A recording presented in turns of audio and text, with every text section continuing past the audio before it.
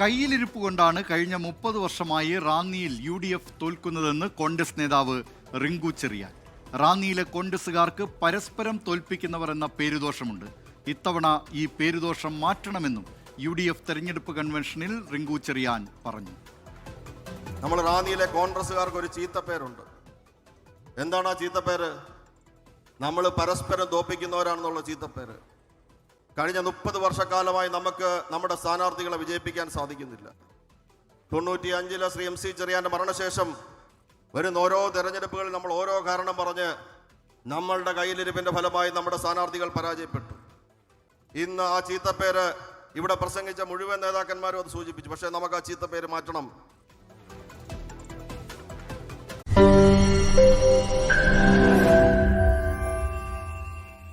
ലോകത്തെവിടെയായാലും ഏത് സമയത്തും 24 വാർത്തകളും ഓഗ്മെന്റഡ് റിയാലിറ്റി പാക്കേജുകളും എക്സ്പ്ലെയിനറുകളും വിശദമായി കാണാൻ ഞങ്ങളുടെ YouTube ചാനൽ നിങ്ങൾക്ക് സബ്സ്ക്രൈബ് ചെയ്യാം.